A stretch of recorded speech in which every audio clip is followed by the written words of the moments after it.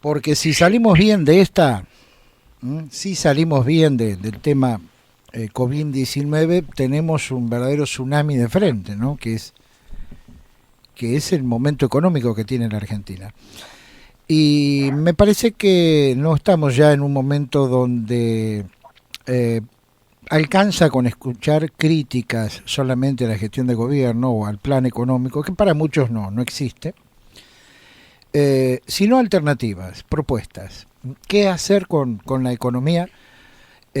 Uno entiende que no se puede avanzar en un montón de frentes al mismo tiempo, pero al menos cómo empezar a caminar en una economía que no se encarrile a lo que en algún momento puede ser la solución definitiva, ¿no? Por lo menos en 10 puntos, que es lo que va a presentar Aldo Abrán en un trabajo que ha hecho la fundación que él preside, y lo vamos a escuchar con muchísima atención. ¿Cómo le va, Abraham? Buena mañana de jueves. ¿Cómo está usted? Muy bien, buenas mañanas para todos y de un gusto estar charlando con ustedes. Lo mismo digo. Bueno, escuchamos con mucha atención cuáles son las 10 propuestas para nuestra economía. Mira, lo que vos dijiste hace un rato es tal cual, ¿no? Bueno, si zafamos del coronavirus, y viste vos que el coronavirus en líneas generales es mucho más dañino y mucho más letal cuando hay patologías previas, ¿no? La persona que se enfermó tiene patologías previas y nuestra economía, lamentablemente, cuando se enfermó de coronavirus, tenía patologías previas que implicaban que la Argentina estuviera en una crisis. Y cuando un país está en crisis, un país está en crisis cuando ni sus locales, ni los argentinos, ni los extranjeros creen más en él, por las cosas obviamente que se hicieron en ese país y obviamente sacan su plata, ¿sí?, para invertirla en otros lados, y eso hace que esa economía se empobrezca, entra en crisis, ¿no? Bueno, esa es la situación que teníamos nosotros previa al coronavirus. Ahora imagínate que nos enfermamos de coronavirus y aunque salgamos bien de esta, o sea, nos recuperemos como enfermos, vamos a quedar sumamente debilitados, ¿no? Nuestras patologías previas van a quedar aún más agravadas, ¿no? Como le pasaría a un enfermo. Bueno, nosotros nos pusimos a pensar un poco más allá, en el sentido de, bueno, no entrar en esta discusión a ver cuándo salimos, cómo salimos, qué sé yo, sino qué hacemos si logramos salir, ¿no es cierto? Si sobrevivimos, ¿qué hacemos, no? A partir de ahí, para poder curar esas patologías previas que se van a haber agravado de alguna forma y que podamos crecer y crecer fuerte, podamos necesitar crecer fuerte, porque nos guste o no, en el momento en que salgamos vamos a tener un altísimo desempleo, vamos a tener un nivel de pobreza, Dios no quiera, de alrededor de la mitad de los argentinos va a estar en la pobreza. Entonces vamos a necesitar generar muchísimo empleo productivo con buenos salarios, ¿no? Y para poder resolver eso y sacar a la gente de esa penuria lo más rápido posible. Bueno, ¿no? ¿Cómo serían o cuáles serían las herramientas económicas o financieras? Las herramientas. Bueno, para eso te diría lo primero que tenés que hacer es encontrar cuál es el problema. Y el problema que hemos venido arrastrando por décadas, no es esto de los últimos años, sino por décadas, y por eso hemos tenido otras crisis en el pasado, es que nos hemos empeñado los argentinos en gastar muchísimo más desde el Estado de lo que podemos gastar. Incluso ya en los últimos años, te diría, en la última década, a pesar de que hemos llevado la presión tributaria sobre argentinos, sobre los trabajadores y las empresas a niveles estratosféricos. La Argentina, un empleado que trabaja en blanco, trabaja más o menos a la mitad y no paga impuestos a las ganancias, así que trabaja más o menos la mitad del mes para el Estado y estamos en el puesto número 21 entre 190 países del mundo, entre los que más exprimen con impuestos a sus empresas. O sea, no podemos exprimir más a nuestro sector productivo y a nuestros trabajadores. ¿Ya? Y a pesar de eso, como no alcanza la plata, ¿qué es lo que pasa? Nos endeudamos cuando hay crédito y terminamos cayendo en default, porque en algún momento ese crédito se acaba, o nos ponemos a saquear al Banco Central y en algún momento el Banco Central quiebra y tenemos una crisis monetaria, incluso hiperinflación. O sea que claramente hay que resolver este problema, que es que tenemos un Estado que hemos dejado que los políticos lo construyan, ¿sí?, para servirle a la política y servirse a los ciudadanos. Y mucha gente, cada vez que uno habla de esto, te dice, uy, ustedes quieren que quede 1 millón de personas en la calle. Y esa no es la realidad. O sea, si uno se pone y estudia los problemas, puede resolverlos. Y nadie dice, porque eso es también muy importante, que nuestras propuestas son como una varita mágica que de un día para el otro generan un milagro. Nuestras propuestas son propuestas que se desarrollan entre 2 o 3 años, de hecho eso es lo que estamos proponiendo para la reforma del Estado, ir caminando paso a paso en el sentido de armar un Estado, primero, es cierto, que le sirva a los ciudadanos y que lo podamos pagar, y en el cual van a desaparecer cargos que no le sirven a los ciudadanos, o que incluso le ponen un sellito a un papel que nos complica la vida simplemente para justificar que tengo un escritorio, y esa gente, por la ley de empleo público, vos la podés poner en disponibilidad, eso quiere decir que cobra el sueldo en su casa, incentivás a los empresarios a que los contraten y tratás de pasarlo con capacitación al sector privado. Nunca se quedan sin ingresos, como dicen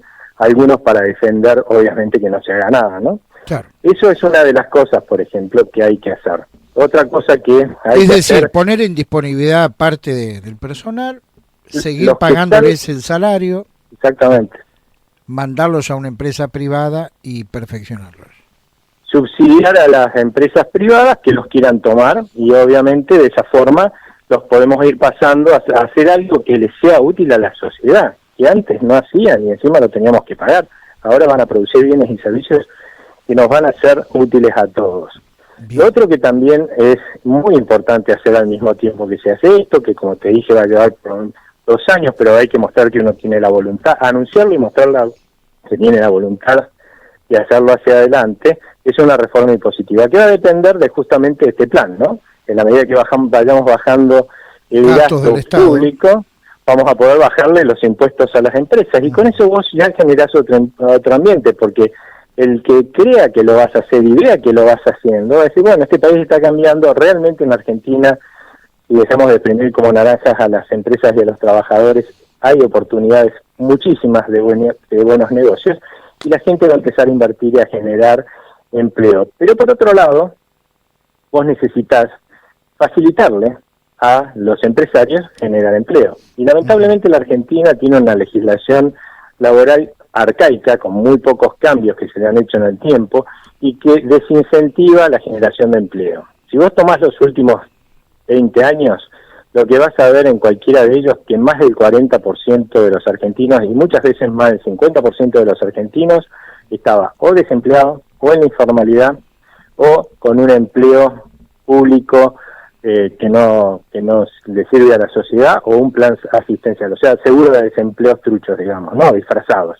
Con lo cual, claramente tenemos una legislación laboral que desincentiva la creación de puestos de trabajo productivo. Bueno, hay que cambiarlo, eso ha pasado en todo el mundo, y en todo el mundo que han logrado esto, una de las cosas que pasó es que el desempleo bajó a niveles insignificantes muy rápidamente, y lo otro, y esto es muy importante, en los siguientes 20 años, el salario real de sus trabajadores se multiplicó por lo menos por 2 y hasta por 3. Entonces, claramente hay que hacer lo que hicieron a los que les fue bien y generaron cualquier cantidad de empleos. Vamos a necesitar generar empleo, no solamente para los que se han quedado sin empleo en esta cuarentena, que lamentablemente va a ser mucha gente, sino para todos los que tienen hoy empleos que no les son útiles a la sociedad dentro del Estado, más todos los que son informales, que también tienen derecho a un empleo digno y en blanco, ¿sí?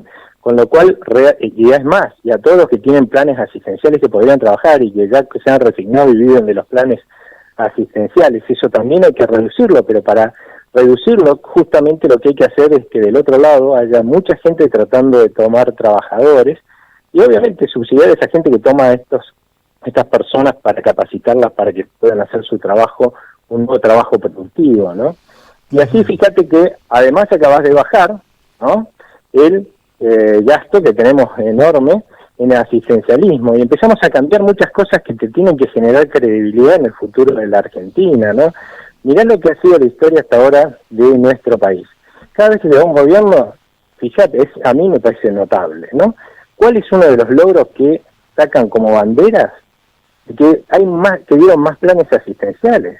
No, la verdad que a mí me parece increíble que en un país haya gente que piense y aplauda, o hasta gente que aplauda, y es un éxito tener más pobres. Que sí, es más como promocionar la creación de ollas populares, ¿no? Sí, o sea, pero fíjate que es así, ¿no? Todo el tiempo te hablan de cuántos más planes asistenciales están dando. Yo creo que en Argentina tenemos que aprender que eso es pobrismo, o sea, es fomentar la pobreza. Lo que hay que festejar, ¿no? Es cuántos más trabajos productivos vos generaste para darle un empleo digno a la gente, porque eso es lo que necesita la gente, un empleo digno y no limosna, ¿no? Pero hasta aquí tenemos entonces descomprimir la planta, una reforma impositiva profunda, planes de empleo, digamos uno de los vértices de apoyo sería una reforma laboral, parecida a la que se ha hecho en el planeta, en los países centrales por lo menos. ¿Cómo sigue esto?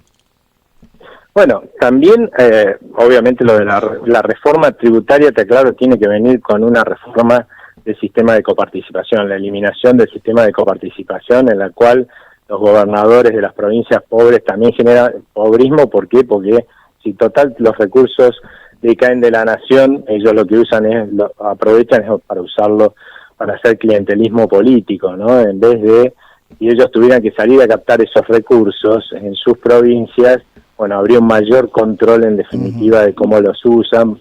Cada vez que quisieran gastar más, obviamente los ciudadanos de esa provincia, que ni se calientan si gasta además el gobernador, como le van a tener que cobrar más impuestos, van a poner el grito en el cielo, alguien lo va a estar controlando cómo gasta. Los volvería más responsables a los gobernadores a la hora de los nombramientos. Y a la gente, y a los ciudadanos también, porque yo cada vez que voy a una provincia, mirá las cosas que a uno le pasa, siempre, esto es desde que soy economista, y voy a dar charlas en las provincias que están mal. En líneas generales, ¿cuál es el argumento? Estamos mal porque no me manda la coparticipación.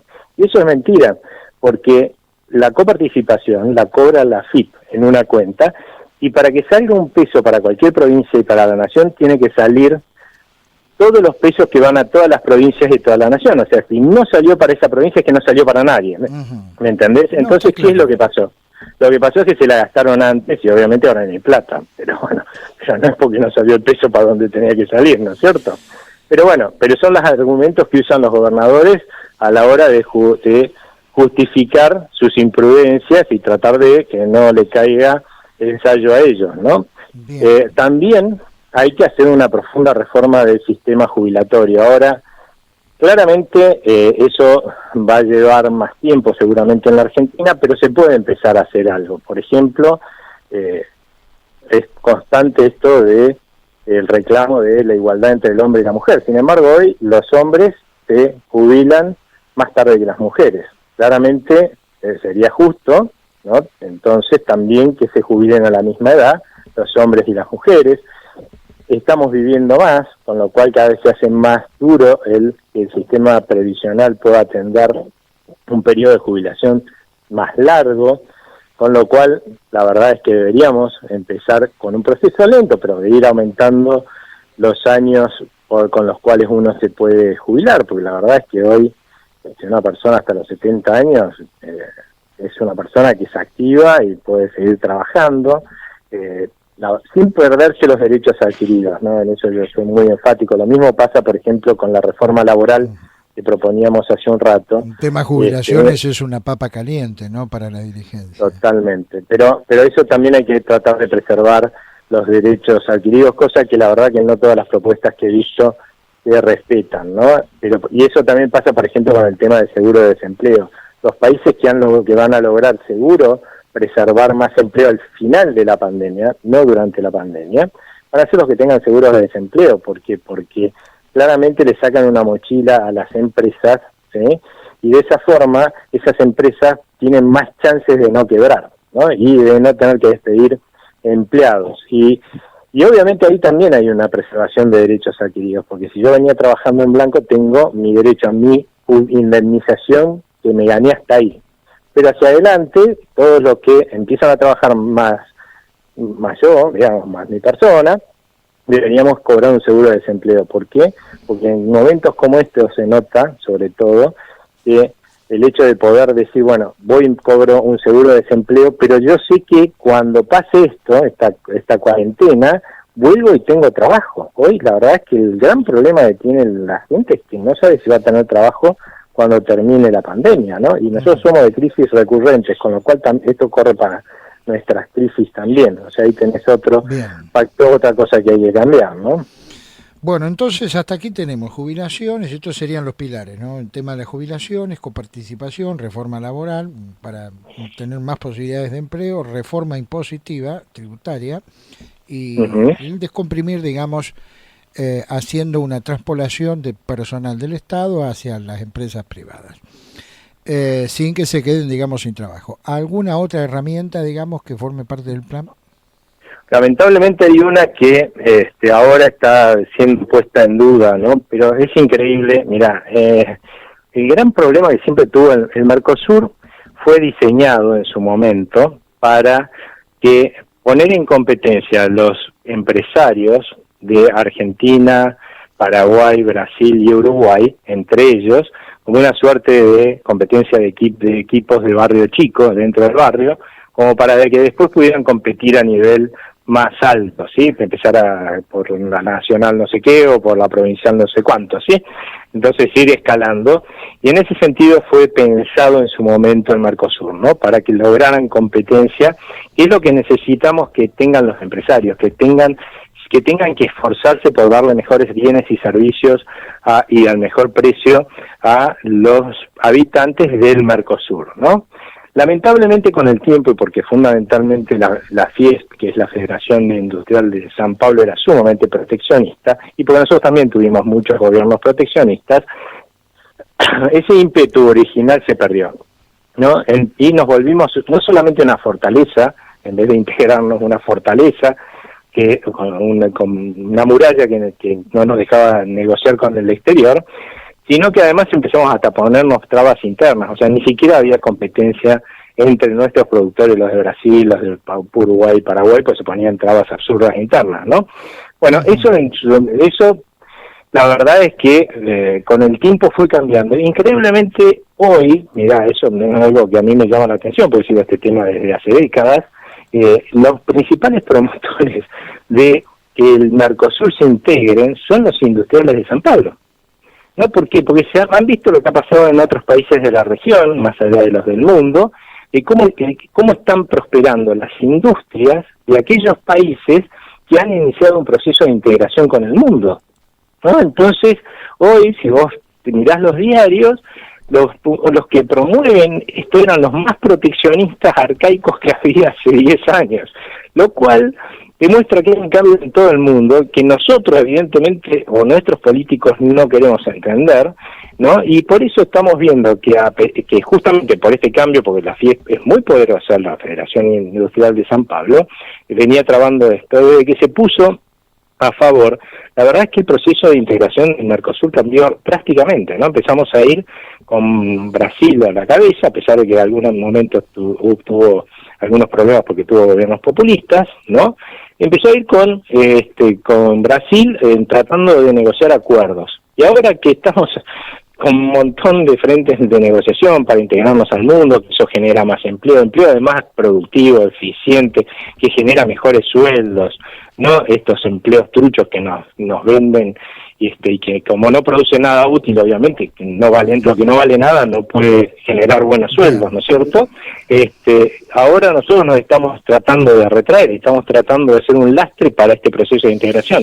No, al contrario, hay que integrarse al mundo como han hecho todos los países que hoy están brindándole mayores oportunidades de progreso a sus habitantes. Abraham, para cerrar, yo lo estuve escuchando con mucha atención y digamos, esto está basado en un puro sentido común, ¿no? Ahora, ¿cómo hacer para no colisionar? Porque de hecho esto choca con el ADN de la forma que tiene la Argentina de ejercer la política, ¿no? Es decir, esto atenta directamente con la subsistencia de la forma de hacer política de estos tiempos en nuestro país.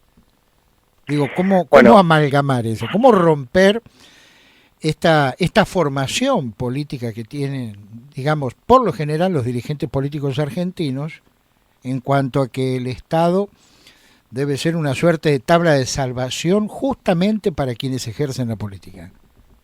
Bueno, lamentablemente ese es un problema muy grave que no hemos asumido los argentinos, que es, si ellos lograron construir un Estado, ¿sí?, que les sirva a ellos y se sirva de nosotros, ¿por qué lo van a cambiar? ¿No? Para dar un ejemplo. Claramente claro, no lo van a cambiar. Pero para impulsar este tipo de políticas necesitamos justamente a políticos. Necesitamos a políticos, pero no solamente una verdadera democracia republicana que progresa necesita de políticos, lo que necesita es de ciudadanos, ¿sí? Y no de súbditos como parece que nos hemos asumido nosotros. Nosotros nos cobran más impuestos y aplaudimos, es una cosa de locos, ¿no? Eso es ser súbditos, resignarse a, bueno, y está bien, nos siguen exprimiendo con impuestos. No, si nos asumiéramos como ciudadanos, claramente le reclamaríamos a nuestros políticos como tal, ¿sí? Porque ellos están a nuestro mando, en realidad nosotros le delegamos el poder, ¿sí?, cuando los votamos, y les reclamaríamos como ciudadanos, miren, dejen de gastar de más porque nosotros no podemos seguir pagando más impuestos, ¿sí?, cambien cómo gastan, porque la verdad es que no me sirve de nada ese gasto porque no resuelve los problemas de salud, de educación y todos los que de seguridad y todos los que tenemos, pero nosotros lo que esperamos es que estas cosas las haga alguien milagrosamente. Entonces nosotros lo que hacemos es votar en realidad candidatos que lo van a resolver mágicamente. Y no es así, en ningún país del mundo funciona así. Los países del mundo en los cuales estas cosas se hacen y van en el sentido correcto, es en donde la gente se asume como ciudadana y empieza a elegir primero a políticos que promueven o dicen que van a asumir esas responsabilidades que estamos hablando, y segundo, que luego los controlan de que efectivamente hagan lo que prometieron que iban a hacer, ¿no es cierto? Bien, Abraham, ha sido un gusto escucharlo nuevamente, y bueno, lo convocamos para los próximos días para hablar del tema de la inflación, que me parece que más allá del 2% o un poquitito menos con el cual se va a anunciar hoy por parte del INDEC en lo que hace a la inflación de abril, me parece que si sube el alza del dólar, en algún momento esto va a impactar fuertemente en el nivel de inflación. Bueno, cuando guste, charlamos sobre eso. Que siga usted muy bien, que tenga una buena jornada. Igualmente para todos ustedes, ¿eh? Bueno.